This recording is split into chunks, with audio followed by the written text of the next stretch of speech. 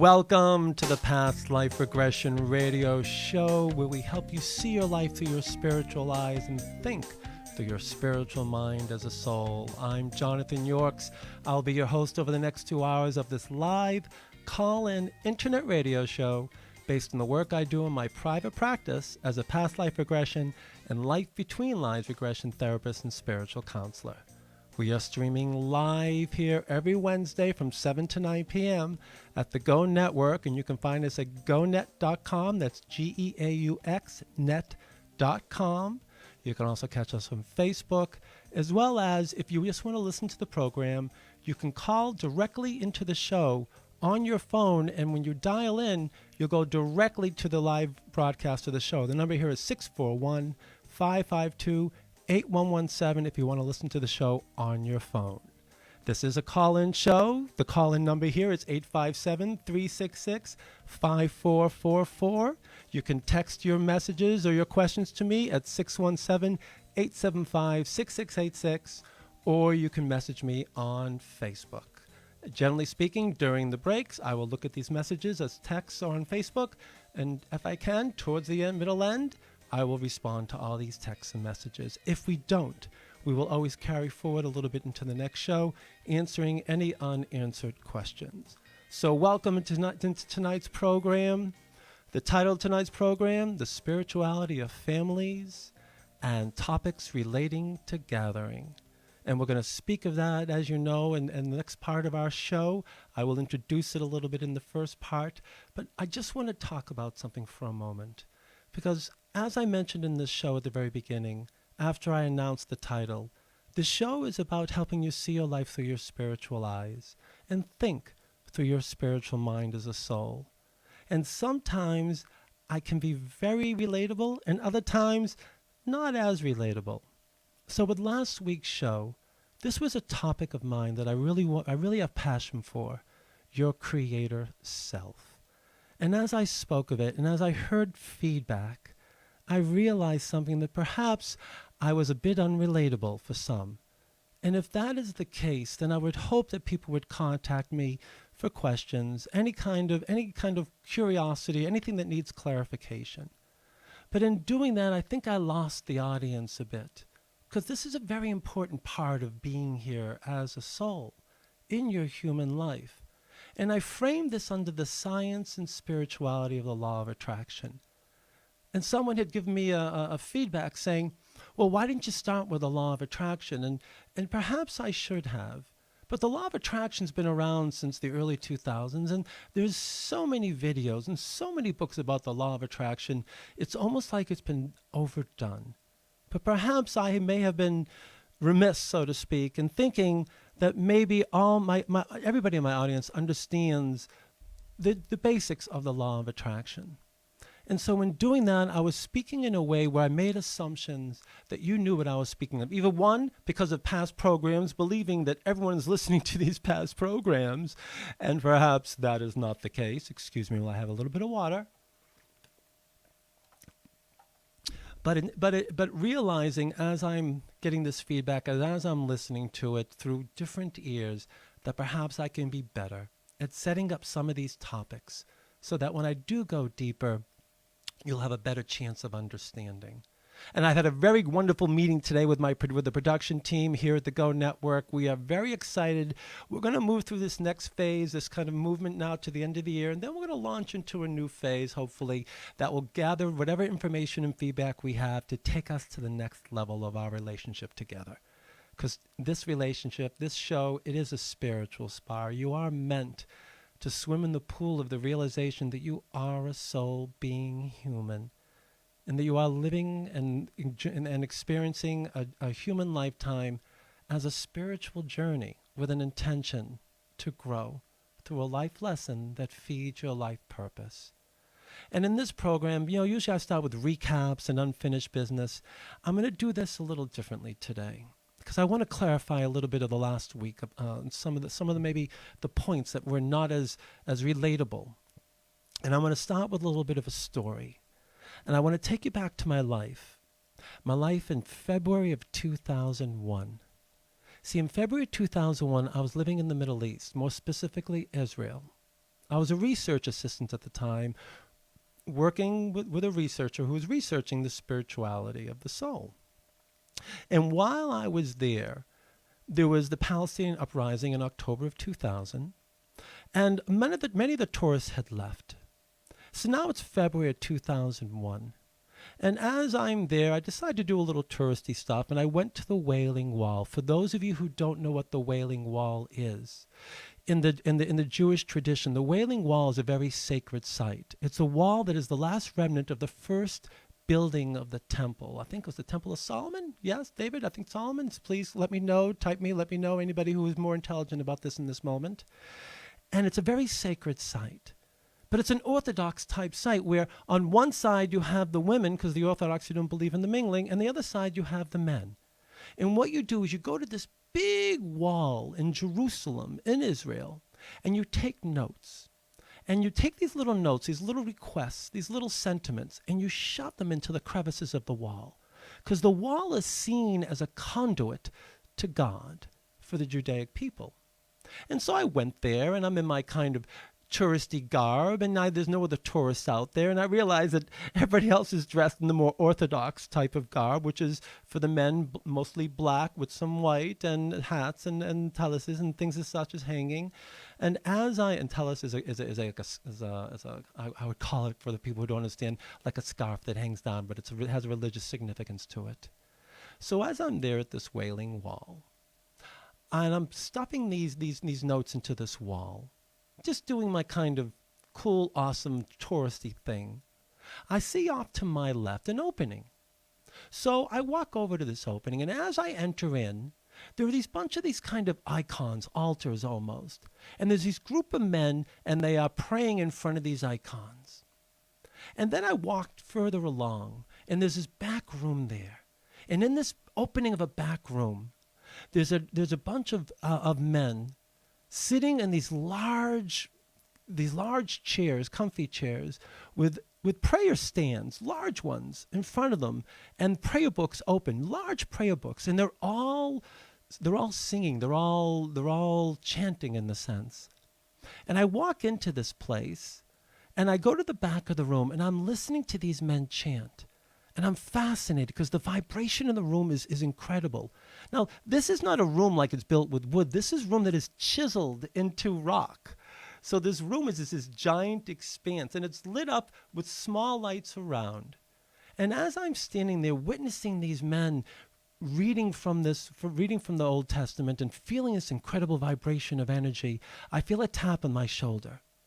And the tap on the shoulder, I turn around, and there's this very tall, thin man in kind of a blue garb, really like right out of the old traditions, a long kind of blue robe and a blue kind of top to it, and he's wearing the Jewish traditional kippah, which is the yarmulke. And he asked me a question in Hebrew, and I let him know I don't speak Hebrew, and he asked me in English, "What am I doing there?" And I thought, "Oops, I'm not supposed to be here. I better get out of here." And I told him, I'm just there witnessing all these people listening and reading from these books, and I'm just taking this in. I'm really curious what's going on. And he introduces himself as Rabbi David, one of the rabbis of this very sacred Judaic place. And let me explain. This is like meeting like a pope in a sense, because the rabbis who are overseeing this highly religious site are really considered very, very devout people, and very devout in the tradition of Judaism. And of honoring what it is that this site represents, this conduit to their creator. So I tell him I'm there witnessing, and he tells me that what these men are doing is they're reading from the book of Psalms. And as they're reading from the book of Psalms, from the very beginning to the very end, and every day they show up, they insert the name of a sponsor, someone, and there's a better word for it, another word he used, but a sponsor, somebody who is a patron, there it is, who is basically paying for them to insert their name where the name should be inserted as they read the book of Psalms, as a means of creating good grace, good blessings for them. And I looked at Rabbi David. I said, well, isn't that kind of shirking the responsibility? Shouldn't you be kind of doing this on your own?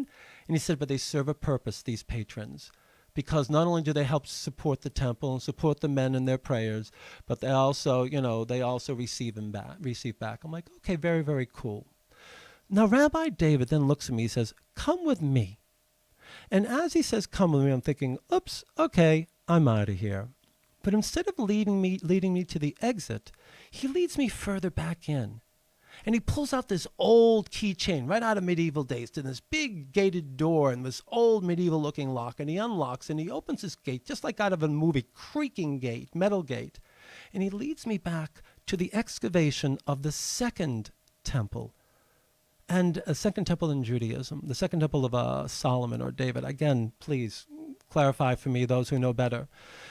And as he's telling me this story, he's describing all what's taking place, and he shows me the wall that leads to East Jerusalem, the Muslim section, how it's right there as they're excavating.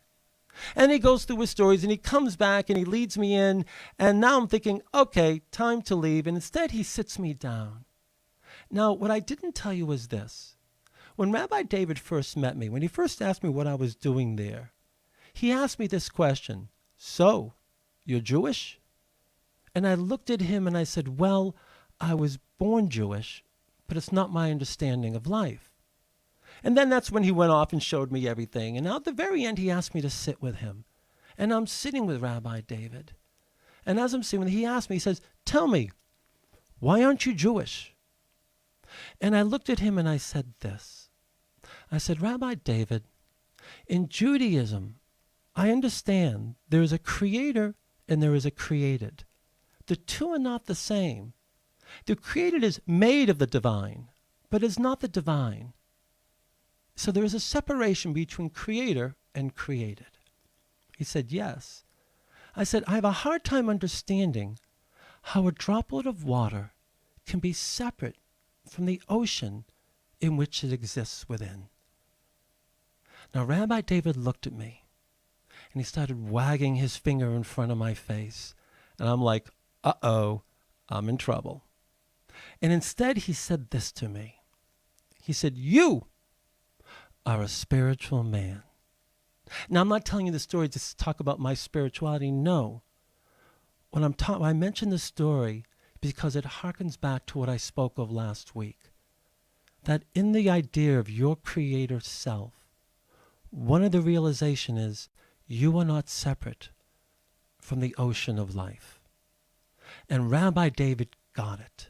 He knows it. He knows we are not separate from creation, that we are generated, created by it itself. So the first part I wanted you to understand last week was you are not separate from the energy of life. It creates you.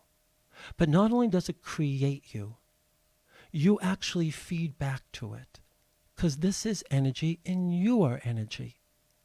When you are fed from the energy of life, it moves through your human experience and is personalized. And then through your thoughts, through your feelings, and even your actions, you radiate it out into the universe. The second part I wanted you to know is that you are doing this 24/7 without even being aware that you're doing it. And the third thing I wanted you to know is that this is a reflecting pool. This ocean that we exist within, this energy field, it reflects back to us and guides us along the way, because there is a divine part to all this. There is a spirituality to this law of attraction, because it comes with intention. And I talk about your creator self because this is taking place in this very moment. You are doing this. And that's really the meat of what I want you to understand. You're doing it through thoughts, through feelings, through images. You're doing it unconsciously, because throughout your day, you are so focused on every task that you're not even aware of what's operating through your mind on the subconscious level. And so you're moving through life unconsciously. Now, what is the subconscious? The subconscious is all that wiring that's taking place below your awareness. What is the unconscious?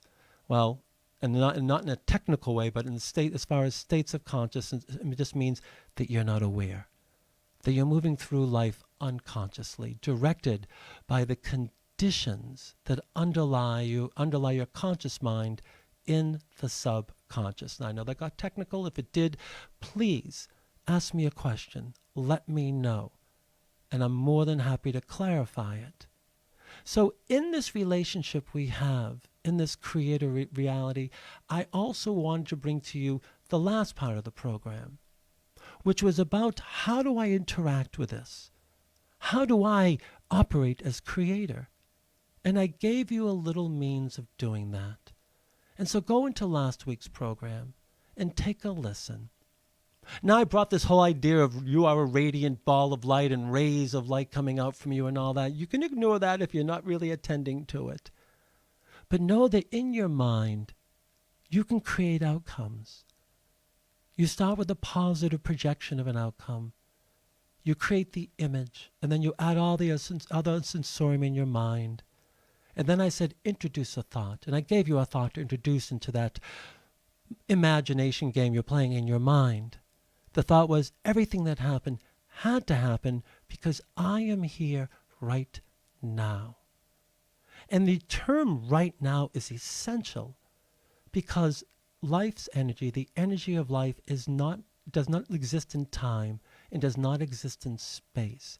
It is a responsive field only to that which we project or radiate into it. So the thought is essential. And when you think that, and you know it, you're in this outcome, and everything that you had to happen, everything that happened had to happen, good and bad, along the way, because you're there right now. And as you thump that into the field of life, like throwing a pebble or a stone into a pure, quiet lake, you ripple into life that way. And as you do, the waves go out to the shore and then they feed back into you. And they will serve you as you serve it. But the recognition is you can do this. The idea at the end of those two aspects is the third part, the feeling. As you radiate that, if you feel it in your chest as a feeling of well-being or a feeling all over you, fantastic. Go with it and spend a few minutes. If you have a little nut in your belly, a little tightness, it just means that as you're trying to create an outcome for yourself, that there's something you need to work through. And so I just wanted to mention these sort of things to kind of clarify this. And the last thing I mentioned last week is everything is a guidance system. Everything. Your thoughts, your feelings, these are guidance systems back to yourself. The world around you, this reflecting field, is guidance. And as you relate to it, if you are feeling dissonance, if you are feeling unhappy, dissatisfied, discontented, it's not the life around you that's creating it. It's not your colleague that's creating it. It's you who are creating it. And if you are feeling this experience, then you have the capacity, because that's what the creator self is. It lets us know our capacity, what we can do, how we are interacting in this field. The spirituality of it is knowing this and then being wise on how you are using it. Because if you want to see change happening in your life, as you know, as every therapist, every person would tell you, you have to be that change first. It's you that changes. And then the reflecting field changes around you. So that was pretty much the encapsulation of last week. And I promised someone I'd only go 5 minutes into it. And as I reflected on this, I wanted to be clear of these points. That one, you're not separate from the energy of life. You are made of it. 2, that you are relating to it 24/7 as you feed into it and it feeds back to you. 3, you can direct it intelligently.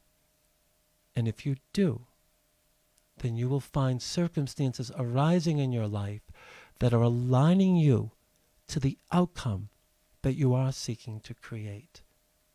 Now, I got 2 questions before this week's show. One of the questions is directly related to last week's show. So I'm just going to quickly pull it up. This question which was a really good question because it relates to our creator self. It relates to the creator realization that if I move on as a creator, am I assured of getting everything I want? And the person asked me this, Jonathan, what if the desired outcome of the achiever is not in their best interest, not on the path of their purpose? Do they still achieve their goals simply because they are determined? That's a good question. And the answer is, as you move along in your creator self, there's only one thing that overrides your creator desire, your creator intention or goal, your divine self. The divine intention will always supersede your creator intention.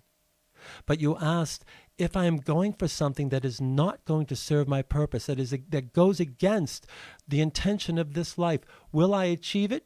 Perhaps.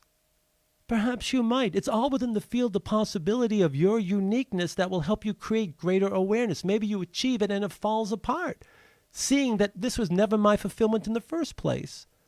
Maybe you never achieve it. Maybe something goes along the way that redirects you, that stops you, that blocks you from going any further. What I tell people is this, is as I tell you, my audience, this, and that is, know one thing, as you create as a creator self, that when life comes along and intervenes, redirects you, your purpose does not change. Only where you place your purpose changes. Now, depending on the intention of your uniqueness, that soul's uniqueness, as they're acting as creator in their human life and they're moving towards something that is not going to serve their goal, can they achieve it? Everything serves outcome. Everything serves outcome. Even the paths we perhaps should not have taken, the actions perhaps we should have not have performed, the words we should not have spoken. Everything serves outcome. I hope that was helpful. Hope that's clear. So there's no guarantee in the world of probability. In the field of probability, it's all about the uniqueness and what serves the understanding in the end. For that's what we're here to do. We're here to understand. We're here to grow. Okay, I'll do one more question. This is a good one too. I have a question. During a recent drumming, meditation, spiritual journey, I heard my mom who passed, saw my past sister's smile, and saw the fetally curled up body of girl-boy twins that I passed that passed in delivery more than 30 years ago. He smiled when I asked him if he was he smiled as I asked him if he was okay, and he shrugged when I asked him where his twin sister was. As I came back to reality, I cried, then sobbed, and all I wanted to do was hug my daughter who was nearby behind me. My daughter told me that the twins could not have been born because their souls were meant to go into other bodies, and that she was the girl twin, even though the twins died 1 year after she was born. In your experience, could that be true? Wow. Okay. How can I answer that question? Again, everything is possible. I will start with that. Here you have a child, and a year later you're giving birth to twins, seeming I'm hearing your text correctly, and the twins died. And in your shamanic drumming, you see the past ones of your life. One thing, in that moment, you are trancing out. Now, what is trance? As I've explained it, trance is nothing more than alteration of brainwave patterns based on the parts of the brain that are activated. That is it. So trance is associated with brainwave frequencies. And brainwave frequencies are associated with states of consciousness. And I talked about this in a past show. I'm not going to go into it now because it's not the purpose of today's show. I don't quite recall. I'm pretty sure it was in the Past Life Regression program, which was the 2nd episode. You can go back. I talk much more about trance and hypnosis in that program. So you were entranced, and the parts of your brain that were activated We're generating a frequency field. So your brain is like a really cool antenna. It's a transmitter receiver, not just of body sensorium neural stimuli, but also of the energies around you, the dimensional energies, the different frequency fields. Let's say we tune into third dimensional reality and we're tuning into 98.5, and that's all we know. But our brain can tune into many stations. So did you see the past ones of your life? Yes. In my mind, you did. Now, the second part of the question. Could my child who was born 1 year prior to my twins passing be the soul of that particular past girl, twin? From what we understand is this.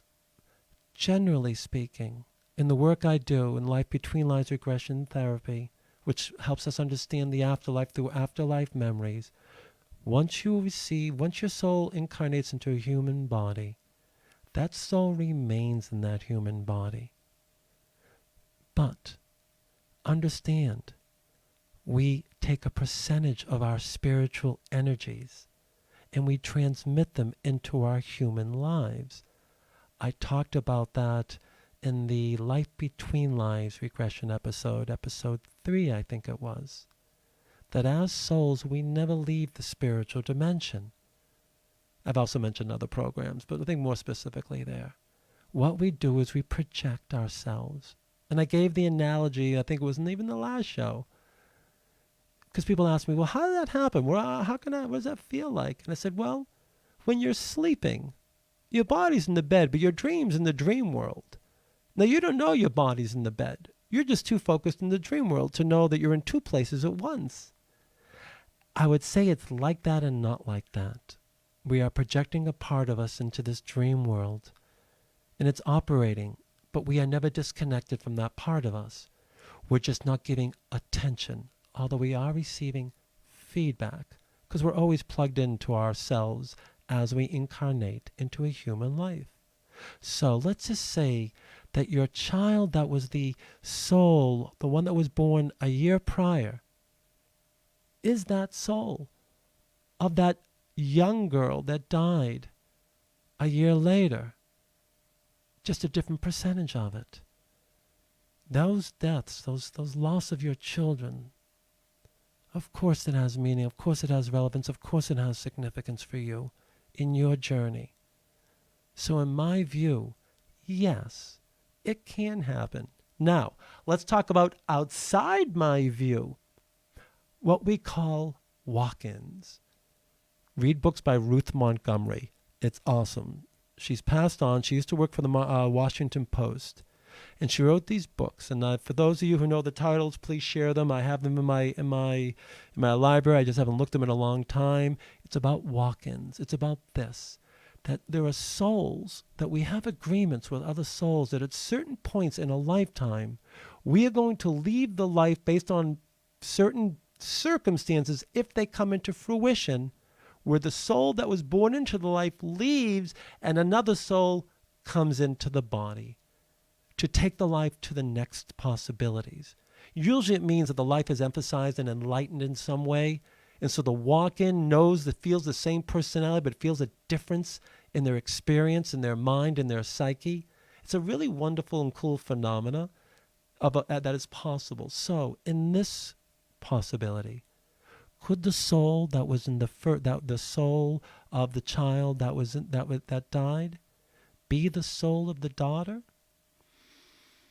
That the soul of the daughter that was born a year prior, that when her sister died, that soul left and the other soul came in as a walk-in, the one that passed?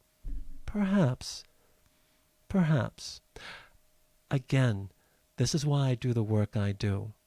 Because when I work with people in states of higher consciousness, when I bring them to the mind of their higher self, and to their spiritual mind as a soul, all these people have these answers. And in the next part of the program, I'm going to talk about the spirituality of the family, or spirituality of family. and topics related to gathering. Now, I mentioned last week I was going to talk about soul contracts. Before we move off into our commercials, I just want to say this. We don't have contracts. We don't have agreements. We have recognition. We have knowing. We have intention.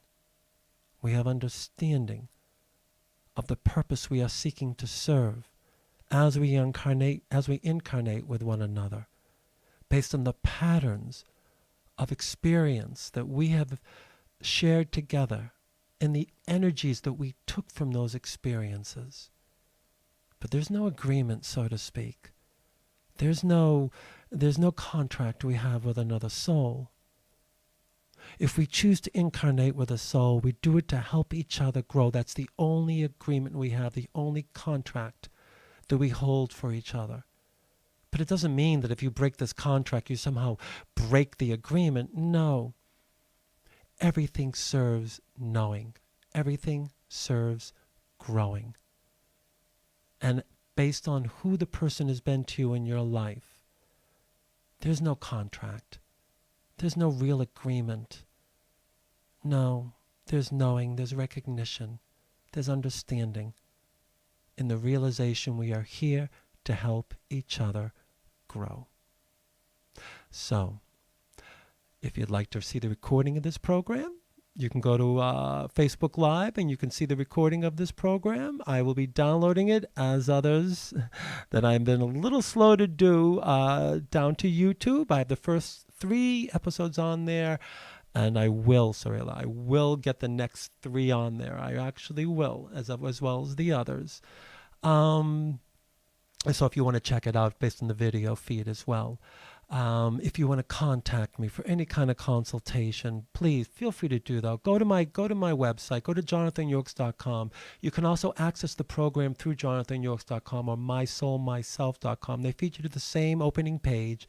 At the bottom, you'll see the links to the program at the bottom of the page in order to access the show. But you'll also see an opportunity to contact me. Please schedule an initial consultation. They're totally complimentary, and I'm more than happy to answer any question you have, even if you're not looking to schedule a session. Absolutely. But if you are, even more so, I'm more than happy to talk to you about the service I provide and how we can best work together. So, I'm Jonathan Yorks. This is the Past Life Regression Radio Show. We are streaming here live at the Go Network at gonet.com. We'll see you in 5 minutes. Thank you.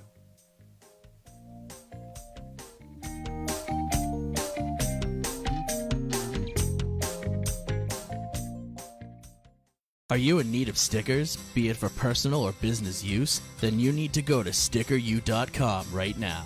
That's stickeryou.com. Sticker U is passionate about providing you and your business with the highest quality custom stickers, labels, decals, and iron-ons. They can even make you temporary tattoos. If you want to stick out from the competition, then you need Sticker U, as Sticker U provides the best platform in the world to create custom products that make you stick. If you're just hearing about Monk Therapeutic Air for the first time, it's a recyclable diffuser that promotes mood change and life-enhancing effects through our custom blends of essential oils and the ancient practice of aromatherapy. Monk is the simplest aromatherapy device in history. You don't have to know anything about essential oils. We do all that for you.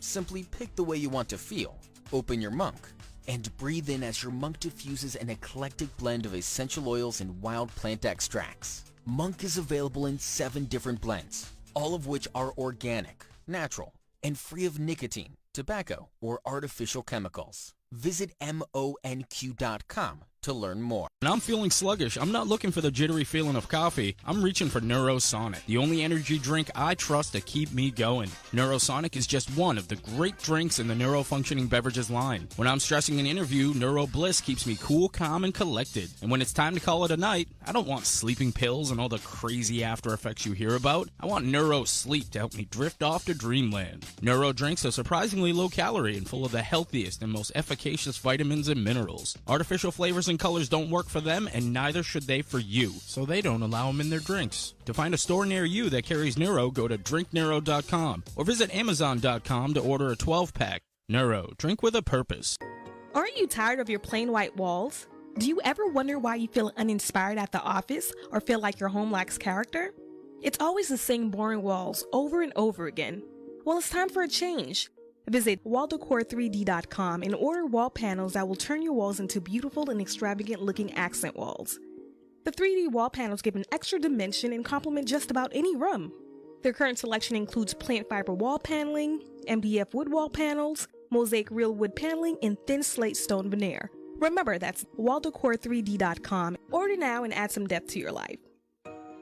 Has your computer seen better days? Is it always freezing and lagging? Are you constantly plagued with pop-ups and viruses? Are you not able to get any work done? You don't need a new computer, you need Phoenix Technology Support. With just one call to Phoenix Technology Support, you will never have to stress over the hassles of taking your computer to a repair shop again. Just leave your computer right where it is and let us come directly to you. Phoenix Technology Support has over 10 years of experience in the industry of customer support and IT solutions, and it's the best place for help with all of your home or business electronics. From gaming systems to tablet setups, smartphones to smart TVs, even business servers and emails. We will help set up or troubleshoot almost any technology in your home or office. So next time you think your technology is at the end of its life, have it rise from the ashes like a phoenix by calling Phoenix Technology Support at 617-658-3240. That's 617-658-3240, or go to www.phoenixtechboston.com. Have you always wanted to make your own podcast? Or had dreams of becoming the next social media influencer? Don't let office space and equipment be what gets between you and your dreams. New studio space is now available through the Go Network. The Go Network is a multimedia broadcast company that currently hosts live radio shows and podcasts. With microphones to fit all guests, the ability to video record interviews, a stage for band performances, and an editing suite to put your audio and video content to the next level. The Go Network will provide assistance with producing, editing, sponsorship outreach, marketing, and more. You can create the podcast or web series you want with the lower price tag. Visit our studio location in Norwood or our audio suite in Canton. For more information, call us at 857-445-0424 or email us at info@gonet.com. That's info@GEAUXNET.com. So who are the real original housewives? Well, Sarah, Esther, Mary, and Ruth. Proclaim this and other Bible references on a shirt at onebodyonespirit.com. One Body, One Spirit is a Christian-themed clothing store for ladies and men that allows believers to express their faith, glorify God, and start conversations through something as simple as a t-shirt. Plus, a portion of every purchase is donated to charities. Their website is onebody1spirit.com to view their clothing selections. onebodyonespirit.com. I'm Jonathan Yorks, and you're listening to the Past Life Regression Radio Show.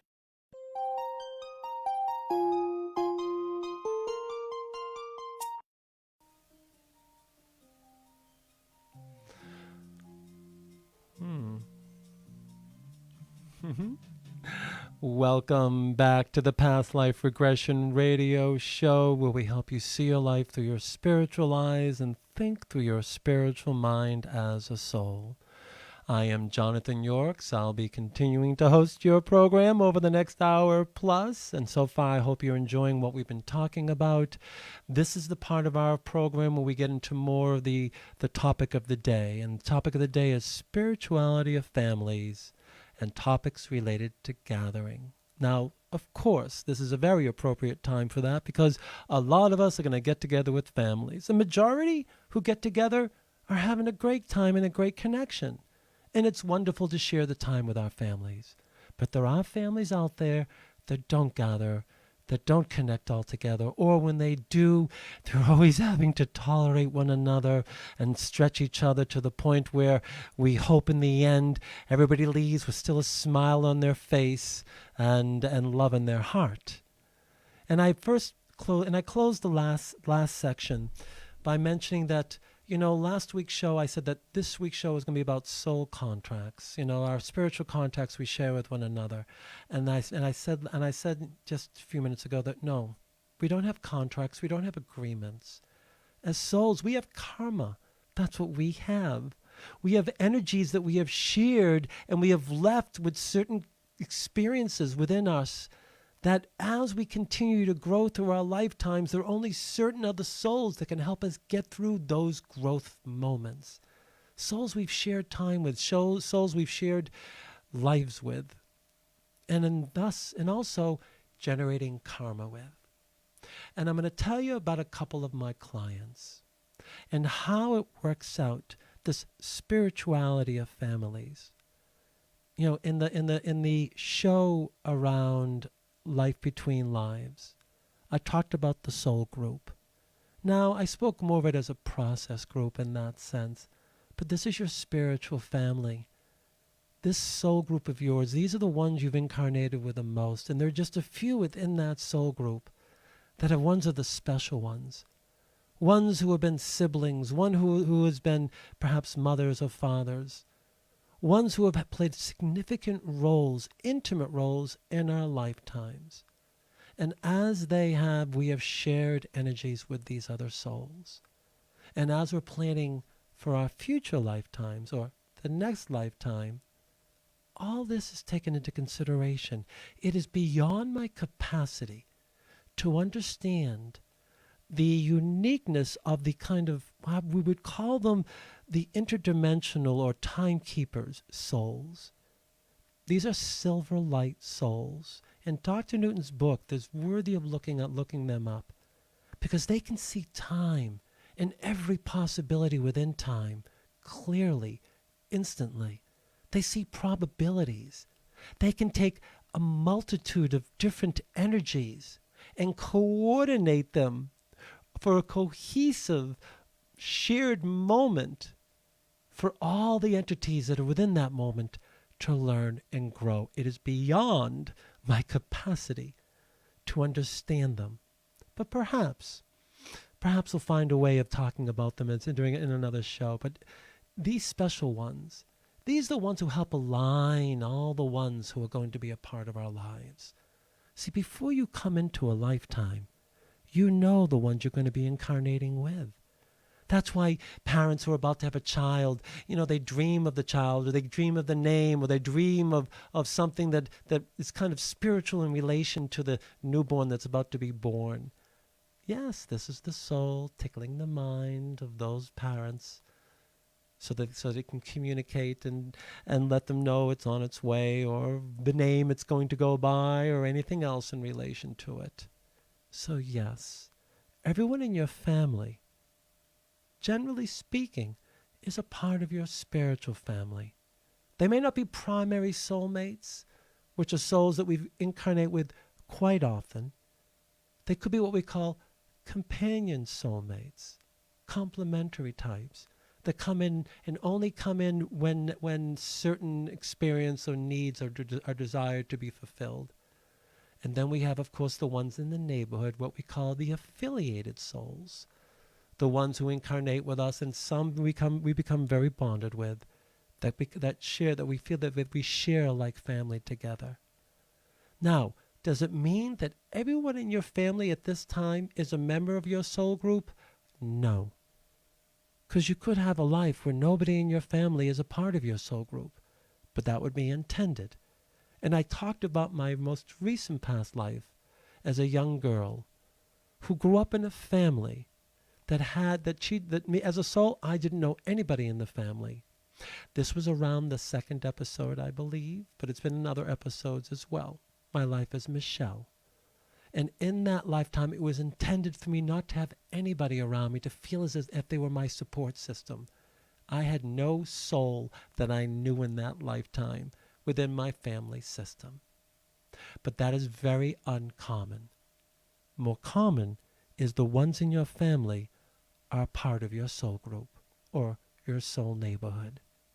And how do we make it work? How does this work, this idea of our spirituality of our family? I'm going to give you a couple of stories right now, case studies we call them in the work I do. At least I'm going to start with one before I get to the other, of course. And in this way, you'll get a sense of how we operate with each other individually as family members. This client is a 43-year-old female. She was a dental assistant. She was married with 2 children. And she's coming to me because she's feeling stuck. Now, she grew up with a mother who was emotionally and mentally unstable. And she had dealt with a ton in her life of physical and verbal abuse, just all throughout her childhood. And as she coped with this and dealt with this, in high school, in her senior year, she couldn't take it anymore, and she left her home to go live with a friend of hers at her friend's home and graduate from there. And she, not so much she cut off from her mother, she just didn't interact with her much at all. It's not that she never went home to see her. She did, but very seldom and always superficial, trying to stay out of her mother's way so her mother would stay out of her way. When she graduated high school, she went and got an apartment with her friend, and she partied hardy. She let loose for a couple of years, working as a cocktail waitress between the ages of 18 and 21 years old, not caring about self, not caring about life, doing all kinds of recreational drugs and having relationships of promiscuity, but ones with emotional absence, ones where if she stayed in them long enough, would start to become abusive towards her. And then around the age of 21, she wanted to get her act together. She didn't want to be a cocktail waitress, so she became a dental assistant. And she was working as a dental assistant. And she maintained contact with her mother, but her life was getting darker. As she was stabilizing, she felt herself going deeper and deeper into a depression. So she got medication for her depression. And now she's 25 years old, living on her own, working every day, coming home and isolating, still having contact with her mother, but feeling so depressed and so dark inside, she is contemplating suicide. And this is what she tells me. There was a day when she went home at the age of 25. She went to her medicine cabinet. It was just one of those dark days. It was one of those gloomy winter days that we all know about, where the sun isn't shining, it's cold, and everywhere you go, you have to put on a ton of layer of clothing, and it just feels darkish outside. And again, it gets dark really early in the evening. Kind of hard to be happy in those moments in that way if you're not already internally happy in those moments, internally happy inside. And she came home that evening, and she went to her medicine cabinet, and she took her pills. She went to her living room, she put them in front of her, and she started thinking of taking all her pills, just to end the pain, to end the torment of her life. She didn't want to live anymore. And as she's contemplating this, she gets a phone call. It's her mother. And normally she tells me when it's at nighttime, she's home from work, she generally doesn't pick up the phone because usually by that time of night, her mother's kind of gone into some other, and I'll say it this way, although it's not politically correct to say it, into her wacky place in that sense. But for some reason, this evening, she picked up. And her mother was her typical self, talking about her typical life and feeling hysterical about some very small and unnecessary thing to feel hysterical about. And my client talked to her mother and kind of, you could say, talked her off the ledge, so to speak. And then she hung up the phone, probably not more than a 20-minute phone call. She looked at her pills and she decided to put them back in the medicine cabinet. She wasn't going to kill herself. So, she comes to see me for sessions at 43 years old. She got married at 35, children at 36 and 38. Oh, her mother, when she turned 29 years old, became ill with cancer. Now, her mother had nobody else to take care of her. This was her only resource, her daughter. It was just the daughter and the mother all their lives. Her father left very early in her life, and she had no contact with her father. So as her mother has needs, as she's dying of cancer, my client decides to care for her. And her mother never really changed. Sure, she softened over time. Sure, she acted with a little more sensitivity towards my client as she was getting closer and closer to death. But nothing was ever resolved. Nothing was ever changed. She never apologized for how she treated in her life. She was kind of spiteful, actually, that she was dying. But again, she would have moments of sensitivity. But it didn't stop my client from caring for her until her mother finally passed. Again, then my client at 35 gets married, has her first child around, I think, the age of 36, and then the second around the age of 38. Now she's 43 years old. She's been a dental assistant for almost 20 years, and she feels stuck. So, we do a life between lives regression. And in life between lives regression, which is we take you to your afterlife memories, the memories of yourself as a soul after you leave a lifetime, but before you incarnate into the next lifetime. This space in between, we journey to the spiritual dimension where we process the prior lifetime we just lived and we plan for the next lifetime that we are going to live. So she goes to a past life, her most recent past life, and it's in the early 1920s, and she's a man, and he is caring for his sick wife. And this is the time, actually, in the late 20s and during the time of the first kind of financial crisis. So and they weren't rich people. So in that life, they didn't have availability to medicine. He didn't know why his wife was dying. The lung issue, seemingly, you have to, the lung issue, illness, tuberculosis. And when she dies, he goes into a deep depression, and he lives and dies later on in his life alone, with no one else around him. The lesson of that life for this client was compassion for others, but not to give up on life. So now we're in our life between lives regression. We transition from this most recent past life to the interlife, the afterlife memories within this client. And this client is met by their guide. And they do a little debriefing, a little processing of the past life, basically just how you're doing, how you're feeling with the guide. And then the guide brings the client along. And the client comes to a cluster of souls that are grouped together.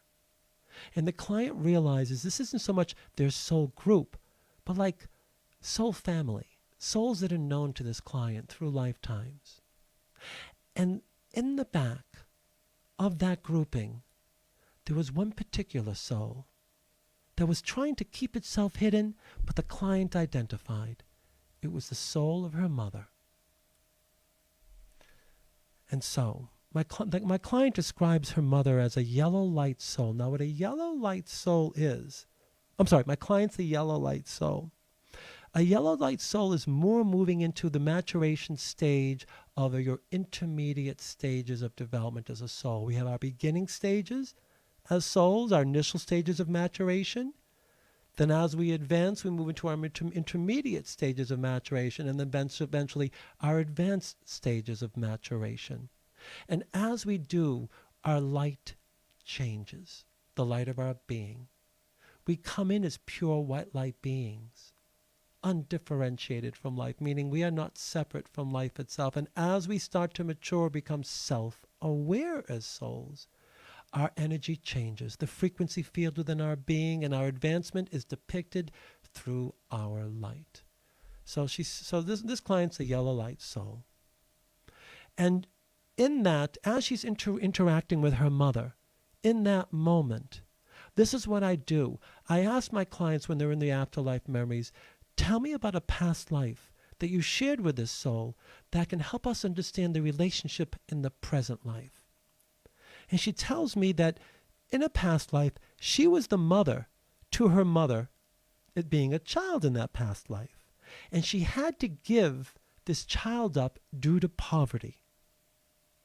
And she felt that was the best choice she could make because she could not feed this child. She could not, it was during the times in the 1700s in England, I believe it was, and she was impoverished. And she wasn't able to take care of this child. She had other children, but she could not feed this other mouth. So she gave up this child. And as she's interacting with this soul that is her mother, she feels this transmission coming through in this afterlife moment, meaning now she's with her soul group, the mother and she are interacting, the mother in her present life, that is. And she sees that she at once in a past life was the mother, and the mother was the child. A child she had to give away because she was impoverished. So now she's in the spiritual dimension, and now she's interacting with this other soul who was the mother in her present life, who had passed on. She feels this transmission. And what she receives is this. When she gave up that child, she got to see that child's life that her mother went through. Her mother was so mistreated.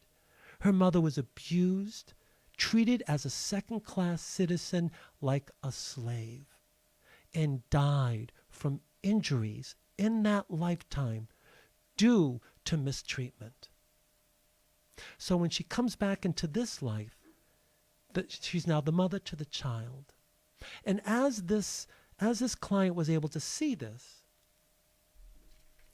I asked her, what did you realize? What is it you're meant to understand by this? And she realized something, that the compassion she shared for her mother in that moment is what saved her at the age of 25.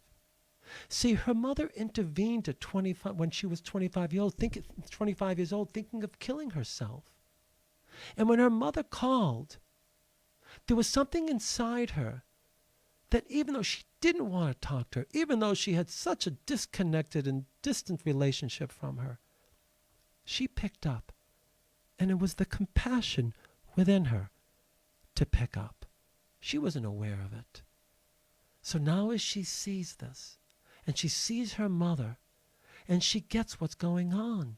So I ask her, then how does this serve your growth? She said, because at that moment at 25, my compassion for my mother was also a message back to me, compassion for myself. And she discovered in this life that what she is working on is having compassion for her own nature and being. She's very good at having compassion for others, very hard on herself, based on the neural programming, the wiring of the conditions that she had as a child growing up and how her mother treated her, and how that became a part of her psychological nature in this life, a feeling of worthlessness. And I mentioned about worth and value. Feelings of worth have to do with our relation to the outer world, our worth in the world around us. Feelings of value have to do with our relationship to ourself, our own sense of value for ourself. So in that way, when she gained this understanding, even though we were talking about many other topics, she comes out of that past life regression, out of that life between lives regression, and she looks at me and she said, I'm healed. I get it. In that moment, it dawned on her the choices she made, the reason for her mother, the reason for her mother's energies towards her, what she was doing, and the intention of all of it for her so that she could grow.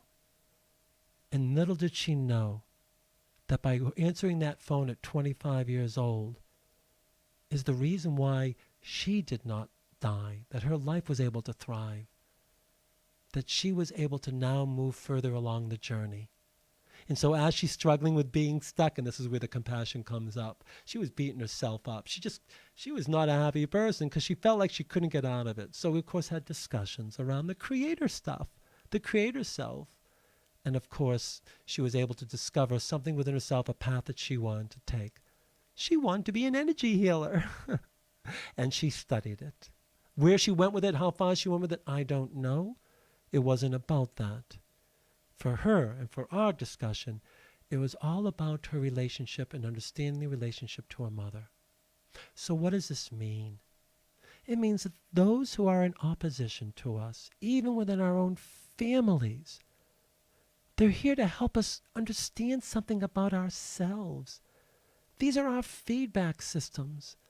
The ones who are dissonant to us in our families are our co-conspirators. If I devalue them, if I cut them off, if I negate them at all, if I am pious over my righteousness and their lack of righteousness, if I think I'm in a position of right and they're in the position of wrong, if I'm emotionally cutting them off, well, physically cutting them off, but emotionally I'm always tethered to them because I physically cut them off. I still have them in my mind. I am unresolved. If I see these others as my opposition, if I emotionally rationalize away my relationship to all that is around me, it's not them I do harm to, it's me.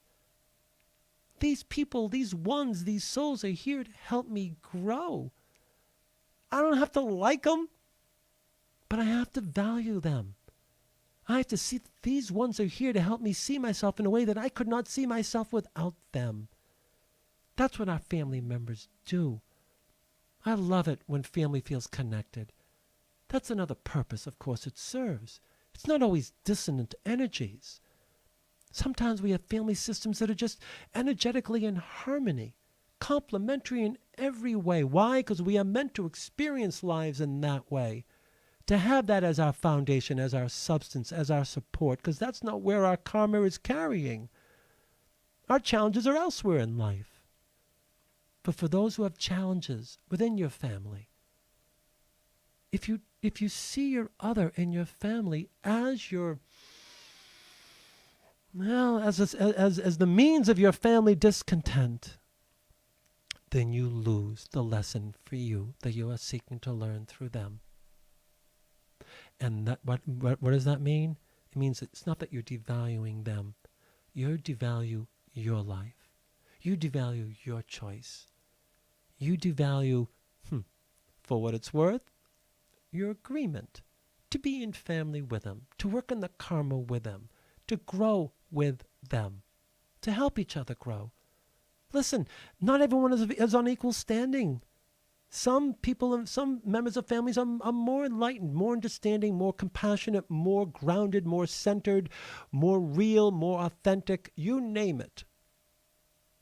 If that is the case, then there's the responsibility of those to reach down and pull the other up, to help them up. We can't do it with righteousness. We can't do it with a sense of, well, because of the history of past, there's no way I'm dealing with the present and screw the future. It doesn't work that way. You only harm you. No, I get it. Sometimes we just need to protect ourselves from the others in our life until we can find our strength to deal with it. I don't mind pulling back. I get it. I get that we have to move away in order to find ourselves or find understanding or find our relationship to something, to be clearer, to be more understanding, more precise in what we know in those moments in our relation. To understand in which way am I relating to this other? Am I doing this through my human aspect or through my spiritual? And I will share one thing with you that you can always use in these moments. It's something that I share with my wife, and it is this. When I relate to you through our roles, we will always have conflict. When I relate to you through our souls, we will always have love. And you could say, when we relate to each other through our roles, we will always have conflict. When we relate to each other through our souls, we will always have love. If you are having conflict and you are staying within the dissonance of that conflict, then you are functioning through your role and not your soul. Welcome to another means of feedback. Up to you what you want to do with it, because like I said, it's all around the choice. As souls, we're the choosers. We choose what to do with the energies moving through these life forms we inhabit. We choose what to do with the human person that we are. We are the choosers of the thoughts and feelings and environment and everything within us that we are in relation to, as this human being that you are, even your family. Another case study. Just going to check my time. Sure. Let's go to a second one. Again, if you have any questions, please give a call, 857-366-5444. Text me at 617-875-6686. Message me on Facebook. Raise your hand. Ask a question. Call and provide clarification. If I am misspeaking on anything, please, I am not infallible by any means. My expertise is in the concept, the idea, the phenomena of a soul. My expertise is in psychology. My expertise is blending psychology and spirituality with the nature of physics to give a fuller understanding of what's going on here within this operational field that we call life. Man, if you're driving a car without knowing how to operate the car, you're going to crash the car. And so what I talk about in many of these programs is the operating manual. That's what the creator self is all about. I'm helping you see that this is how it's operating for you. You're doing it anyways, creating your future. You are radiating into the quantum field. Whether you want to believe it or not, you are actually creating your life and the future circumstances that will become those, the moments, the events that will lead you down the path to an outcome. This is all about that. And so when you take this into consideration and you recognize that your relationship to your family is not separate from any of this. Everyone is a part of is a co-conspirator to the journey you are on. This next case study is pretty cool. Client, 48 years old. He's a teacher, unmarried. He comes in because he wants to find his purpose. Now, as we're talking, he tells me he's dealing with a conflict in his life. He has an older brother who wants to change his father's will. He's thinking that by doing this, he can save the family. Some sort of something to do with certain parts of the father's business and he figured he could save the family, but he didn't want to go with it. But save the family, his brother. But my client didn't want to go with his brother's idea. He felt like something wasn't right. But his brother was really, really emphasizing this to him and my client, his two other siblings, about changing their father's will. And their father was very elderly. He didn't have the cognitive wherewithal. And so one of the other siblings had the power of attorney over the father. And as this brother was coming into the family saying, we have to make these changes, the family was rejecting him, saying, no, it's not going to happen. And the brother was getting a little, more than agitated with the family. So we do a life between lives regression. And my client, in his life between lives regression, goes to a past life. He's a man in World War II. He's in a battle. And he identifies his brother as one of the men under his command.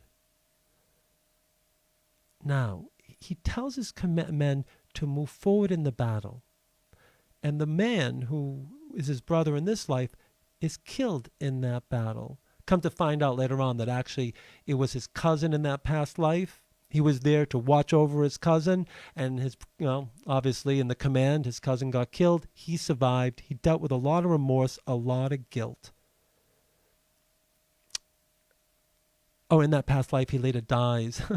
He survives, but he dies many years later of the flu, of influenza. What it means to die, huh? And so the lesson of that life. Now, this is a very interesting life lesson. The lesson was, I am my brother's keeper.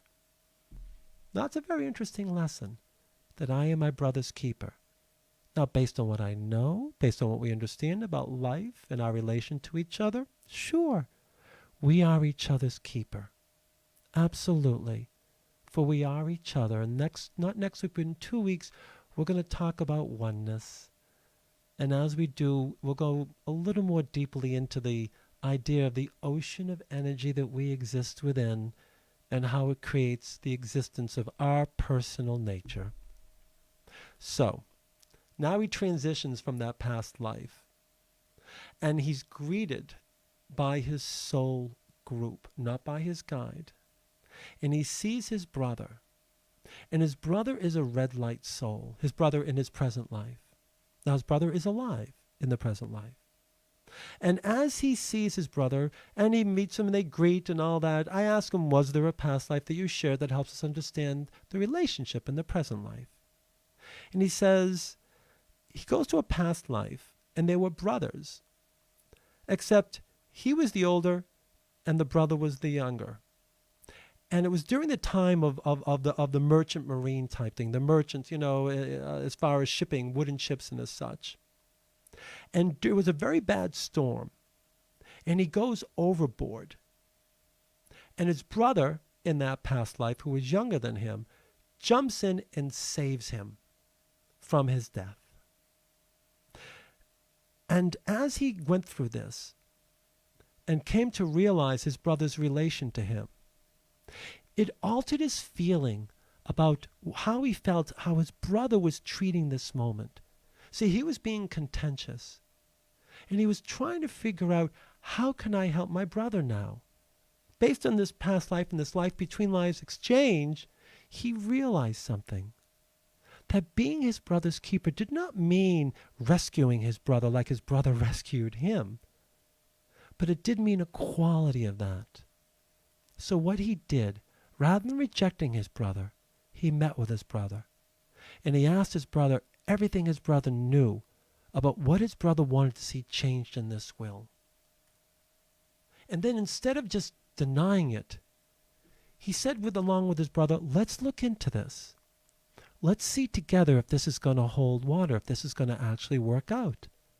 And as he and his brother worked together on this, his brother came to realize, as my client did, the changes to the will would not have served them. As a matter of fact, it would have hurt them in the end. And if they had made these changes based on his brother's recommendation, his older brother now, his recommendation, that the family would have eventually disowned him. The family would have been very displeased, of course, very angry. And of course, they're not going to be angry at themselves for making the choice. They're going to be angry at the brother who brought this all in and pressured them to make these changes, insisting to make the changes. So what changed? This client did not reject. What he did is he dove in. He swam with his brother. And as he did, he was able to help his brother see something about an error in the way he was looking at something. If he had not, much worse were to come of it. Was he his brother's keeper in that moment? Absolutely he was. And the family went on and thrived and everything went well. And his brother felt more integrated, seemingly, into the family as his client tells me this story. This is how he operated his family. There's no better or worse of anybody in our family in that regard. This brother was really challenging this story. In this client's story, his brother was really challenging the family. This isn't like he came in and said, hey, I have an idea. His brother actually went and tried and heard some stories, talked to some people. He came back, well, so-and-so did this, so-and-so did that. He didn't have a systematic means of analysis. He was just coming in with all this information from other people. And the other three siblings were totally like, no way, no how, not happening, you're wrong, totally rejecting him. And he was getting angry, this brother. But this client, through this life between lives regression, through going through the most recent past life, realizing that his energies with his brother is recent energies coming into this present life. It's a very incredible story as I hear these people talking, how they went into their lives and how they died in their lives. This client did not last much longer after that World War II life. He was affected. He felt down. He felt his commands were bad. He felt like he killed a lot of people. He was stuck in a moment that he could not get out of. And actually, he would have made other choices if he had taken different considerations. He may have gone against certain commands because he knew he was leading his men to death. The majority of them did die. And he held on to this guilt throughout that lifetime, eventually, I guess, depressing the immune system as we can, because as we know, our moods can affect our bodies. And so eventually he got the flu and he died. Again, another story illustrating our relationship to one another. So this week, tomorrow, you're going to gather with family. And as you gather with family, if everything is wonderful and harmonious, what my Uncle Ricky would call C&G, cool and groovy, awesome, swim in the pool of all that wonderful energy. But if you're going to a family gathering, that it's going to have energy to it, where there's dissonance somewhere, where everyone's going to have to walk a little bit on eggshells, where everyone's going to have to be tempering everything in order to keep things at peace from out of harm's way, well then, realize something. These are your chosen companions, each one meant to serve each other individually, collectively, as a family. There is no one in your family that does not serve a purpose for you. And if you have a family member of dissonance, one with conflict, you can't cut off from them. You can't emotionally rationalize why you would not move to resolution, to healing. Because if you don't grow. And these members of our families are here to help us grow. You know, I think of even many clients that come through my door, many stories of family, many stories of conflict, each one enlightened through either past life regression or life between lives regression. I've had clients, and I haven't gone into stories as such. I didn't collect these stories, and I'll tell you what happened to me this week that kind of tangential. I live in southern New Hampshire, and we had 2 snowstorms. And of course, my tractor, because I have a very large driveway, my driveway is 0.1 miles long, 1/10 of a mile, with 2 what we call switchbacks, meaning you drive up, and then you're going to take a U-turn to drive the next part, and take a U-turn to drive the last part. I live up on a hill off the road. And my tractor had not been serviced for the snow yet, because it never snows in November. So I didn't have my snowblower attachment on my tractor. And so I had to spend one day, or like 2 days altogether, having to shovel off my driveway. And it was terrible. It was arduous. And it took me a little bit away from the other things in my life that I wanted to more prepare for. Because there are stories of clients who have been abused, like my first client, physically and emotionally abused. Sure, she had the temperament to survive such abuse. She had the karmic background of compassion, already as a strength within her, from a lesson that she did learn from a prior lifetime, that she was able to bring into this life, that actually served this life. In the most momentous moment when her mother called her, as far as I'm concerned, her mother was inspired to call in that very, very moment, tickled by the guide who was telling that mother, call your daughter. This is a moment of plan. This is a planned moment. It's time for you to intervene. This mother was not conscious in the moment of what she was doing. She didn't know the timing of her moment, the purpose that she was serving in that moment. Her daughter, that was the one who had to choose. Do I pick up the phone or do I ignore her? Pick up the phone, you live. Ignore her, you die. All at your own hands. Now, in that regard, she was wise, and her life was flourishing a bit. And now she understands the furtherness of her journey in relation to her own person. But if she didn't have that mother and moment, if she didn't have that environment growing up, well, then she couldn't have fulfilled the journey she was on. We choose our families. You choose your mom, you choose your dad, you choose your siblings, just like you choose your gender, just like you choose every other circumstance that is a condition of your life. So that when you are growing up and you are being impressed upon, that these conditions are going to get activated to become your challenges. And then you'll have to make choice. I have a little something I call the Judas principle of life. It's a spiritual principle. I don't believe that everyone would know who Judas is in the Jesus stories. Now, I was born Jewish in this life. I am not of a Christian background, but I know who Judas is in the Jesus stories. In the next segment, I want to share with you the Judas principle of life. And then we'll talk about how we can best prepare ourselves for the moment when we walk through the door to see our families, if for some reason we need to ground before we enter through those doors. So, I appreciate so much that you've hung in there up to this point. You can always catch this program recorded on Facebook, on my business Facebook page, Jonathan Yorks, MALMFTCHT. You can go to my YouTube page. It's called The Past Life Regression Radio Show. I will be downloading the other sessions. Yes, I will.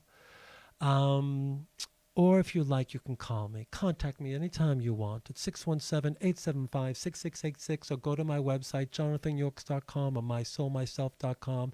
It all leads to the same site. The opening page is the opening page to my show. I just realized I didn't change my opening page for this week's show. That's how distracted I've been. That's how I've had to be other places over this past week. But I'm glad to be here now. You know, before I move along and whatever else I was going to say, I was talking to my sister. I knew last week that something was disturbing me. And I said to her this: I don't know about tomorrow night's show, but I know one thing. I have to show up. Sometimes it's just about showing up. So that's what this is. Tonight, more than anything else I can share with you from this point on, it's about showing up. So thank you for showing up with me. I do appreciate it. You can contact me on my website. Just go to the contact page. Feel free to schedule an initial consult. I'm more than happy. It's complimentary. I'm more than happy to speak with you. I'm more than happy to share information. I'm more than happy to talk about the work I do and schedule a session with you as well. So, I am Jonathan Yorks. This is the Past Life Regression Radio Show. We are here at the Go Network at gonet.com, GEAUX net.com. We'll be back in 5 minutes. Thank you.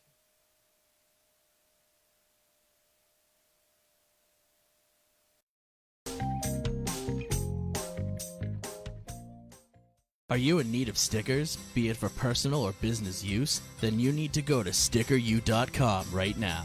That's stickeryou.com. Sticker U is passionate about providing you and your business with the highest quality custom stickers, labels, decals, and iron-ons. They can even make you temporary tattoos. If you want to stick out from the competition, then you need Sticker U, as Sticker U provides the best platform in the world to create custom products that make you stick. I'm feeling sluggish. I'm not looking for the jittery feeling of coffee. I'm reaching for Neurosonic, the only energy drink I trust to keep me going. Neurosonic is just one of the great drinks in the neurofunctioning beverages line. When I'm stressing an interview, Neuro Bliss keeps me cool, calm, and collected. And when it's time to call it a night, I don't want sleeping pills and all the crazy after effects you hear about. I want Neuro Sleep to help me drift off to dreamland. Neuro drinks are surprisingly low calorie and full of the healthiest and most efficacious vitamins and minerals. Artificial flavors and colors don't work for them, and neither should they for you, so they don't allow them in their drinks. To find a store near you that carries Neuro, go to drinkneuro.com or visit amazon.com to order a 12-pack. Neuro, drink with a purpose. So who are the real original housewives? Well, Sarah, Esther, Mary, and Ruth. Proclaim this and other Bible references on a shirt at onebodyonespirit.com. One Body, One Spirit is a Christian-themed clothing store for ladies and men that allows believers to express their faith, glorify God, and start conversations through something as simple as a t-shirt. Plus, a portion of every purchase is donated to charities. Their website is spirit.com to view their clothing selections. onebodyonespirit.com. Have you always wanted to make your own podcast? Or had dreams of becoming the next social media influencer?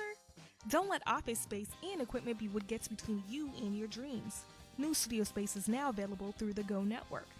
The Go Network is a multimedia broadcast company that currently hosts live radio shows and podcasts. With microphones to fit all guests, the ability to video record interviews, a stage for band performances, and an editing suite to put your audio and video content to the next level. The Go Network will provide assistance with producing, editing, sponsorship outreach, marketing, and more. You can create the podcast or web series you want with the lower price tag. Visit our studio location in Norwood or our audio suite in Canton. For more information, call us at 857-445-0424 or email us at info@gonet.com. That's info@geauxnet.com. Has your computer seen better days? Is it always freezing and lagging? Are you constantly plagued with pop-ups and viruses? Are you not able to get any work done? You don't need a new computer. You need Phoenix Technology Support. With just one call to Phoenix Technology Support, you will never have to stress over the hassles of taking your computer to a repair shop again. Just leave your computer right where it is and let us come directly to you. Phoenix Technology Support has over 10 years of experience in the industry of customer support and IT solutions, and it's the best place for help with all of your home or business electronics. From gaming systems to tablet setups, smartphones to smart TVs, even business servers and emails. We will help set up or troubleshoot almost any technology in your home or office. So next time you think your technology is at the end of its life, have it rise from the ashes like a phoenix by calling Phoenix Technology Support at 617-658-3240. That's 617-658-3240, or go to www.phoenixtechboston.com. Aren't you tired of your plain white walls? Do you ever wonder why you feel uninspired at the office or feel like your home lacks character? It's always the same boring walls over and over again. Well, it's time for a change. Visit walldecor3d.com and order wall panels that will turn your walls into beautiful and extravagant looking accent walls. The 3D wall panels give an extra dimension and complement just about any room. Their current selection includes plant fiber wall paneling, MDF wood wall panels, mosaic real wood paneling, and thin slate stone veneer. Remember, that's walldecor3d.com. Order now and add some depth to your life. If you're just hearing about Monk Therapeutic Air for the first time, it's a recyclable diffuser that promotes mood change and life-enhancing effects through our custom blends of essential oils and the ancient practice of aromatherapy. Monk is the simplest aromatherapy device in history. You don't have to know anything about essential oils. We do all that for you. Simply pick the way you want to feel, open your Monk, and breathe in as your Monk diffuses an eclectic blend of essential oils and wild plant extracts. Monk is available in 7 different blends, all of which are organic, natural, and free of nicotine, tobacco, or artificial chemicals. Visit monq.com to learn more. I'm Jonathan Yorks, and you're listening to the Past Life Regression Radio Show.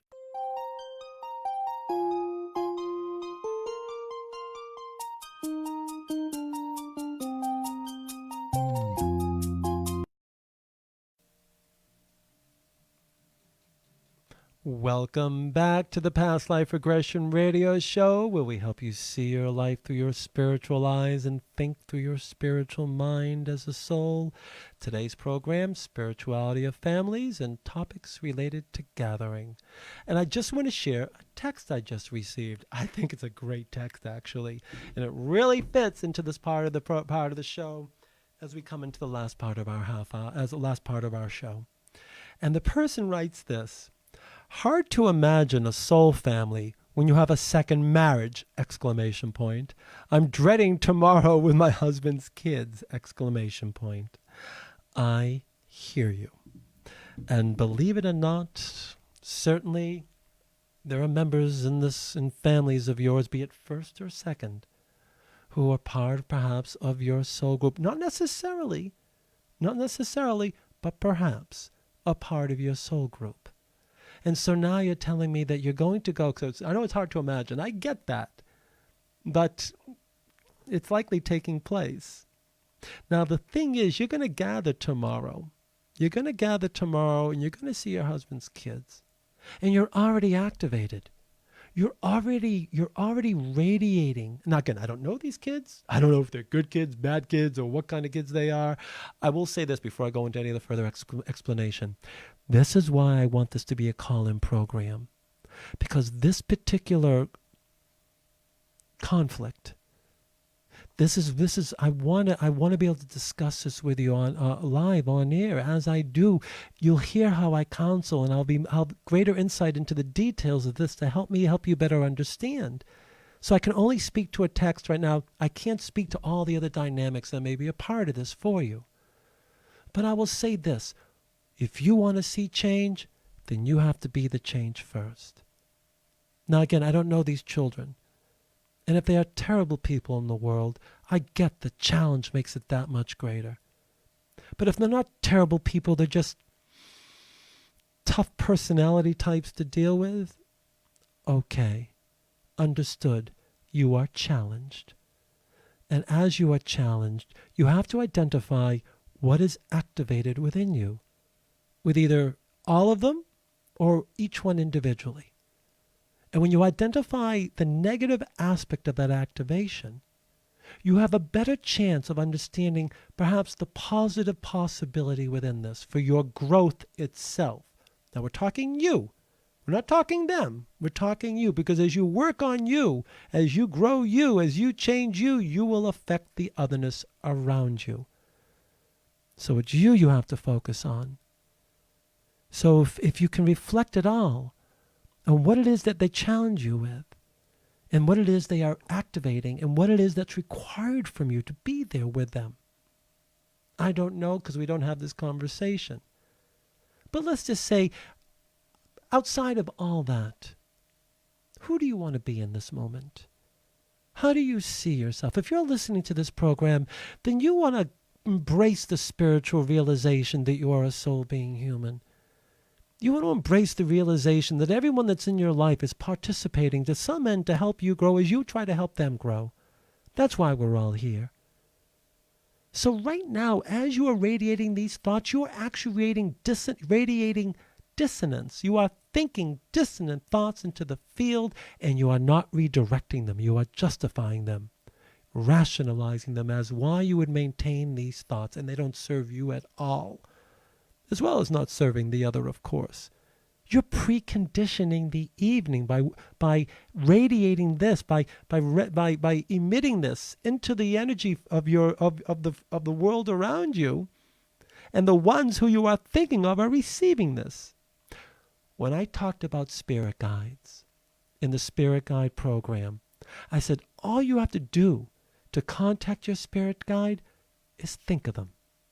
And if you want to create a more around it, ring the doorbell. See yourself at the door, ring in the doorbell of your spirit guide, see who opens the door type of thing.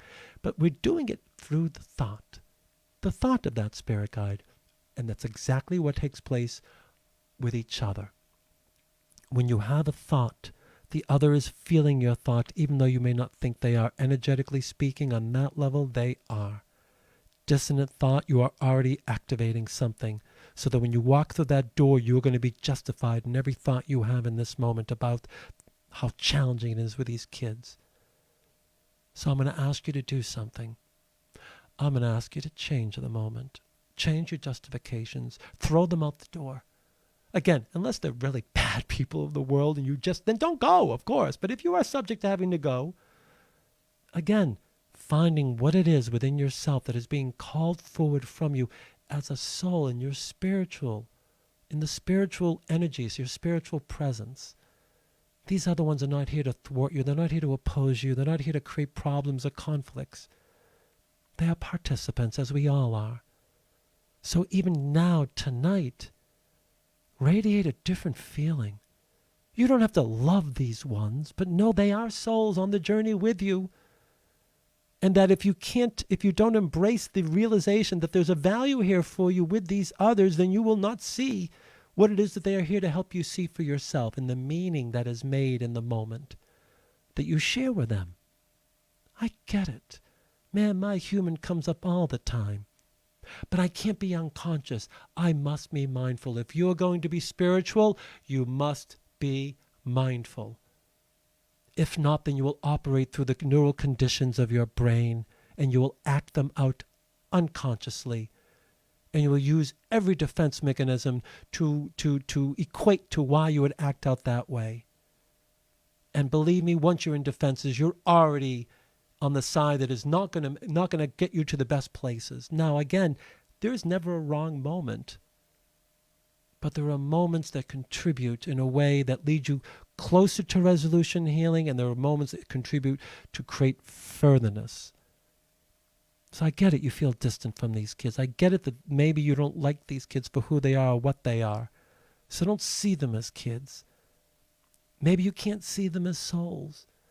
Then see yourself. Who do you want to be? Ignore the chatter.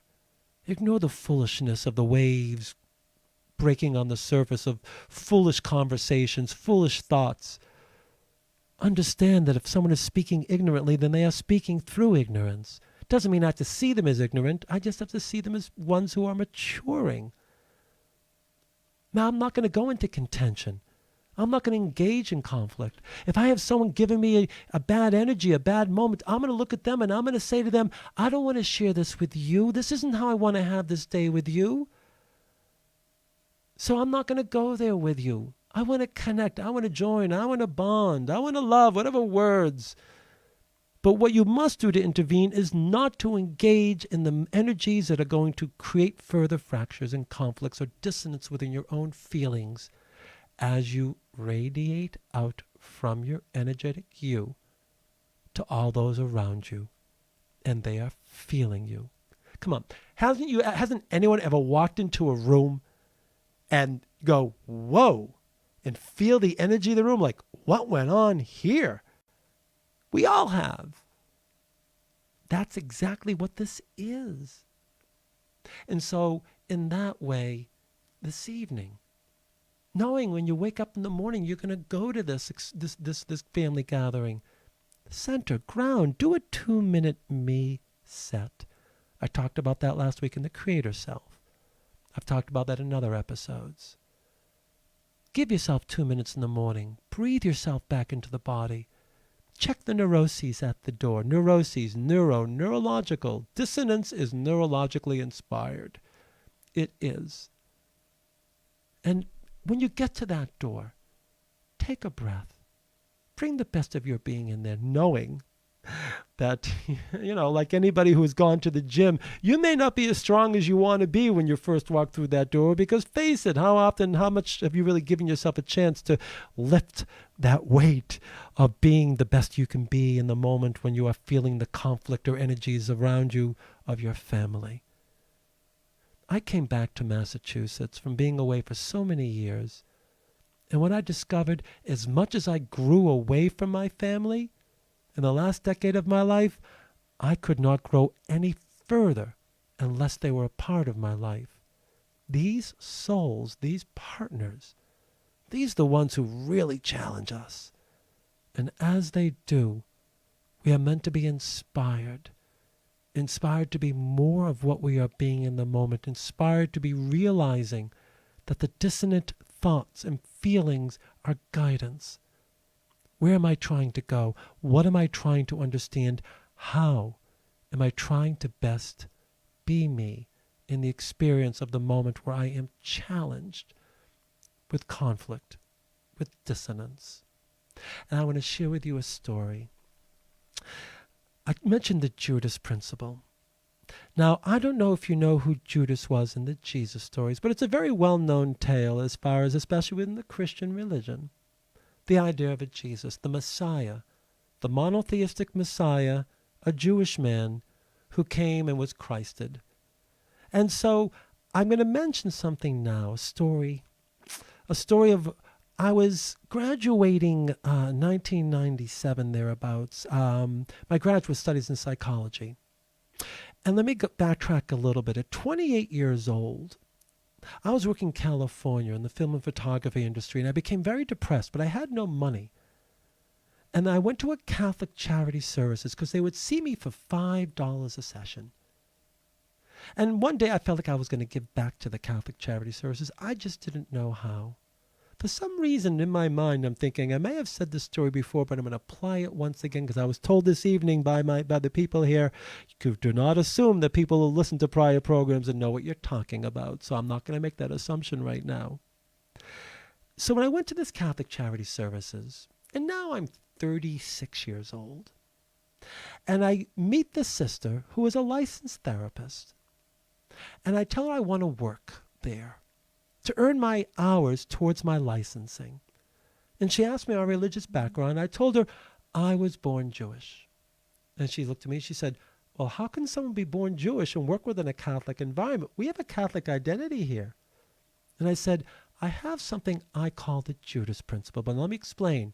I had already done my past life regression work. I already done kind of this re-education, so I'd already kind of formulated some understanding, some ideas of life. And one of them was this thing I called the Judas principle of life. Now, in the Jesus stories, there is a partner, a player, a member in that story known as Judas.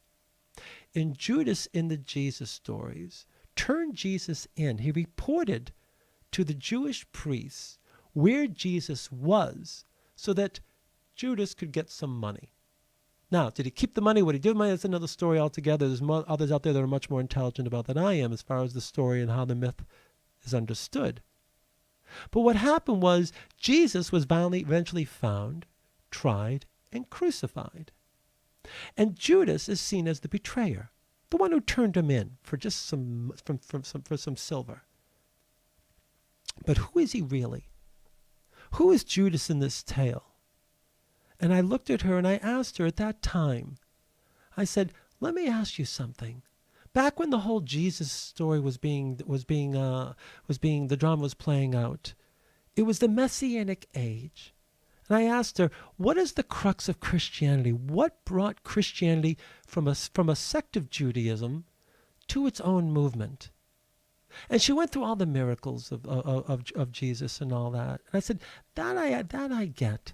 You know, if we look at all those miracles, we can easily see it as propaganda, because back then it was a time in Jerusalem when it was the Mecca of this Messianic movement. Everybody knew the Messiah was coming. And back then, there were only Jewish people, only Jews, no Christians, no Muslims, just Jews. And each sect of Judaism wanted the Messiah to come through their sect, just like Republicans and Democrats want the president to come through their sect, so to speak. And so in Jerusalem, there were, on every street corner, there was someone preaching a messianic message. For the ones who didn't have a faction of people, well, they weren't a threat to Roman rule and governance, they were left alone. The ones that were, the ones that had people all around, the ones that were gathering the mobs, well, they were a threat to the Roman rule and governance in Jerusalem at that time, and they were tried and crucified, each one having their stories of performing miracles. So I asked her, without going further into the propaganda of the miracles, what distinguished this particular man, this particular teacher, this particular Jew, as from any other Jew prior to him? For certainly there were other sects of Jews who were promoting their Messiah, and they certainly performed their miracles based on the propaganda, but certainly they all died. What made this one different? And she gets to the resurrection. I said, exactly. See, in Christianity, there's this concept of resurrection that after you die, if you've lived a good life, you will resurrect upon what they call the rapture, the end of times moment. And so this idea of resurrection is kind of woven through many tales from prior traditions, but adopted within the Christian tradition. And so I said, exactly. See, without this resurrection, you don't prove this individual's God self. You don't prove that he was the Son of God. Because that's what the Messiah was all about. The Messiah was the Son of God. So you can't have this unless he is killed. For you have to be killed in order to resurrect. So I asked her, so who is Judas in this tale? And the answer was, he's the hero of this tale. See, he took on the role of the individual negative persona to fulfill the drama. See, without Judas, you don't have a Jesus. And you cannot fulfill the journey, and the drama cannot move along. So, what is the Judas principle of life? It is this: that which seemingly opposes me is actually here to participate in my growth and evolution, in my spiritual resurrection. And that's what these others of dissonance are for us. They are our Judas. And I tell my clients, you don't have to like your Judas, but value your Judas, for they are here to help you grow. And if you have dissonance with anyone within your family, within your life, within your relations, then your responsibility is to be mindful. Not just mindful of dissonance, mindful of its purpose for you, its intention. So reframe this for yourself tomorrow when you're going into this family system. The person who is going in and with the husband's family that don't like the kids. See these children differently, if you can. Understand that if you are activated, that they are here to help you grow. You just don't know what it is you're trying to grow through or become. So you take the first stab at it. You know? Get a sense of it yourself. See who you want to be. Who do I want to be in that moment? Now, I'm not saying fake it till you make it, because you have to be authentic. You have to be genuine in that moment. And you have to not engage by being generally real in that moment and saying, I don't want to do this with you. I don't want to go there with you. I love you too much. I care for you too much. I value too much. Whatever word that comes through that says, this isn't the relationship I want to share with you. I want to share a different relationship with you. And it can start in this very moment as I redirect the energies of a conversation that we're getting into that's going to start going into conflict and opposition, with both people unconsciously acting out subconscious wiring conditions. Subconscious wiring, the conditions. In that way, everyone, even the events of your life, the Judas principle of life, I'm not saying it's a common realization for all. For people who don't understand Judas and the Jesus story, this may not have a resonance for you. But know that the drama has been played out in humankind in that sense as far as a mythological story, if not an actual tale. But it's beyond that. It's beyond just a story. It's a principle of life. We are here to help each other grow, and we do this by being in relation to each other, and we do this through the challenge of dissonance. So when you are right now thinking of your family, thinking of the object that generates feelings of conflict within you, the person or the people, individual or systemic, then it's up to you to be mindful that as you're activated, what is it? What is this negative feeling I'm feeling? And what is it asking me to do? And if you're there to protect, if you're trying to keep yourself safe, then you're operating through survival. That's fine. That's fine if you feel you need to survive, that you're not ready to take on different kinds of energies or different qualities of thought in relation to it. That's totally fine. It's just not you're just not allowed to stay there. You're not allowed to continue in that pattern, because it will get louder. It doesn't get quieter. And so one day you may find yourself in a moment when you have to have a meaningful interaction with these others, and you've done nothing to change the energies when you know you could have. When you know in the way back possible time of whatever future engagement you will have with them that you cannot see, that you cannot know in this moment. How that young woman, the woman at 43 who at 25 years old, made the choice to answer that phone. She had no idea the relevance to her future, how it would affect her future.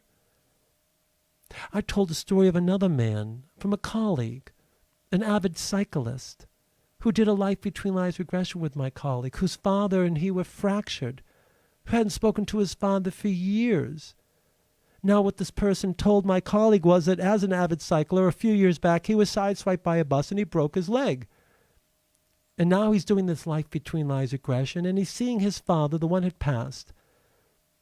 Now, before his father passed, his father requested his son come by his bedside. And this guy didn't want to do it. Everything inside him said, man, this guy doesn't deserve it. But he went anyway.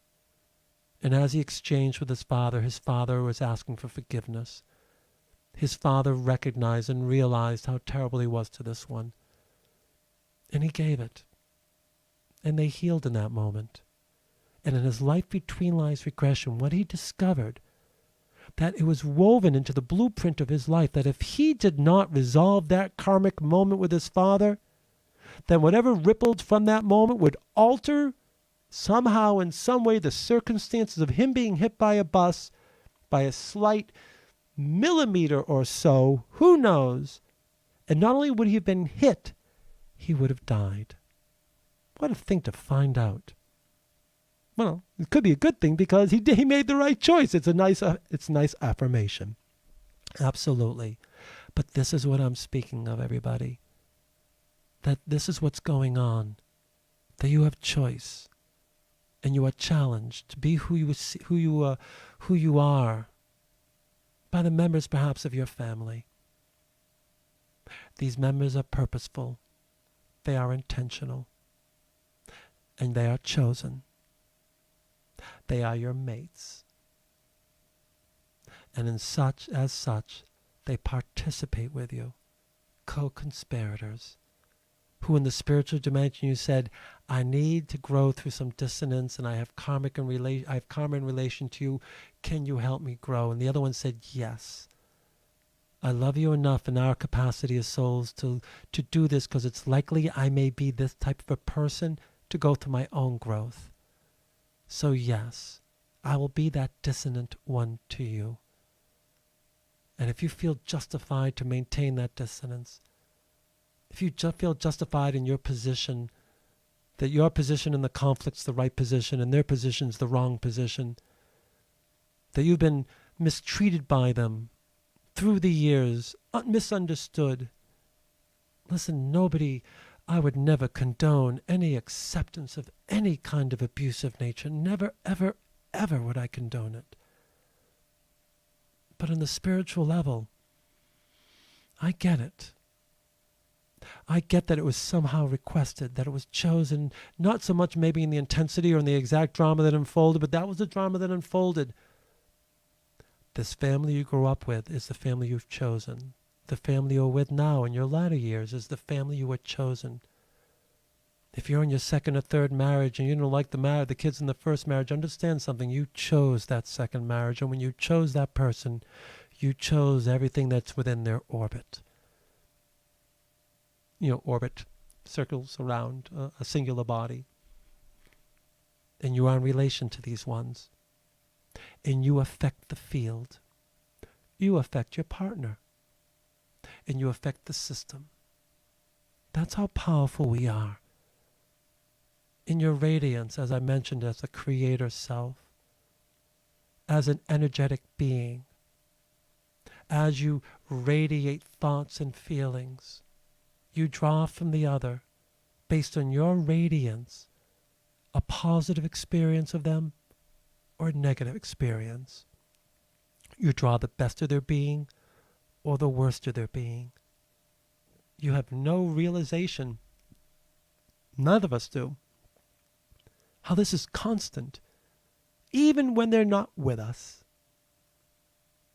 if we are thinking of them. And we're thinking with dissonance, we're not ringing a doorbell, we're pounding on their door. And when someone opens a door from being pounded on, you can be assured they aren't going to be happy. They're going to fight back with energy. So if you're going to think of another, and you have a dissonant thought, then your responsibility is to redirect it, to be mindful. That's the spirituality of your being. The spirituality of your family. It's all around seeing each other as souls, knowing that we are playing our roles, and knowing that when we are feeling conflict within the roles we are playing within one another, that conflict is actually the moment of the Judas principle taking place. This one is helping me grow. What am I not seeing? What am I not understanding? Or how can I best be in my radiance positively, lovingly, compassionately towards this other when I find them to be so offensive? I get it. That isn't easy. No one said it was going to be easy. But it does not excuse you from being mindless. And if you do not give it attention, it will get louder. There will be a future moment that will be addressed, that it's going to come to a head, and it will be much more explosive when back in your awareness in the years prior, before that moment ever arrived, you knew better. Because you're a soul being human. And as such, you're here to grow. And as such, these other ones who are souls being human too are here to grow with you. Otherwise, you'd be in a different family, and you'd have different conflicts, and have different kinds of growth. So look around you. Even if they don't feel like they're family, if they are in your life, they are mates. Your choice in what you do with it. Your choice in how you want to be with your family. But you can set it up right now. You can radiate what it is that you want from yourself. And then as you do it, as you move along, well, of course, before you walk in that door, ground yourself. If you have to, while you're there, excuse yourself. Go to the bathroom. Go take a walk outside. Re-ground yourself. What I do, and what I encourage my clients to do, bring a reminder object. Something that speaks to you about who you want to be, knowing you're walking into this conflict. Have this object on you. Wear it on you. On your wrist, on your necklace, around your neck. Carry it on you, on your pocket, whatever it may be. So that every time you touch it, every time you think of it, let a little bubble of awareness pop in your mind of the intention of why you have this object with you. Because this is who you seek to be in these moments. And this is the awareness you seek to have in these moments, an understanding of what's operating around you and the participation of the others that challenge you. Do that. Well, then you walk with an enlightened mind. And when you walk with an enlightened mind, you are assured of living an enlightened life. Okay, now, I see we're about 5 minutes to go. And that's pretty much the show for tonight.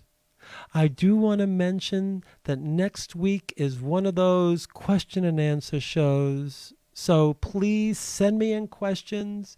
Any questions about anything. It's a no agenda Wednesday. It's the last Wednesday of the month. No topic to discuss. Call with questions. Email me with questions. Text me with questions. Email me at jonathan@mysoulmyself.com with your questions. You can text me at 617-875-6686 with your questions. You can go to Facebook and message me or send me a message on Facebook. Or you can go to my website, jonathanyorks.com or mysoulmyself.com, and ask your question through a contact page. Just ask me the question, tell me the question you have. Or any feedback you want to share, or any correction you want to make on anything that I may have misinformed you with. For again, my knowing is growing, and so I recognize that if there are those out there that have much more knowledge in some areas that I would not have as much knowledge in. So I look forward to you connecting in next week. Again, send questions and answers. If you want to review this or see this again, you can see this as a recording on Facebook or on soon the Past Life Regression radio show. You can always, if you want, oh no, that's it. That's where you would see it in this moment. I don't have my podcast up yet. It will be though. Very soon. It will be soon. We're working on a lot of things so that come into next year, we hope to advance this program and make it something a little further along than what we've been doing so far. But again, I jumped into this pool and I'm swimming not knowing what the heck I am doing, and I'm still in the shallow end, not quite ready to get into the deep end, even though I talk deeply. So I appreciate you joining in the Past Life Regression radio show. You can always contact me for a consultation or ask any questions you want. Again, go to my website to do so, or call me at 617-875-6686. You can also message me like I said before.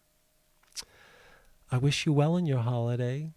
Have a wonderful time with your family. Be wise. Be aware. Be mindful. And then be as best as you can be, realizing you're not going to be great. But the idea is that your intention is to be more than what you've been in the moments that have challenged you within your family. So, again, have a wonderful, wonderful holiday. We'll be here next week, next Wednesday, 7 to 9 p.m. The No Agenda Wednesday show. Please send questions. Let me know. Contact me if you like. I've already gave you the information. Sure enough. Let's close up the show. I am Jonathan Yorks. You are listening to the Past Life Regression radio show, where every week we are here from 7 to 9 p.m. at the Go Network, where we help you see your life through your spiritual eyes and think through your spiritual mind as a soul. Have a wonderful holiday. I'll see you next week. Be wonderfully well.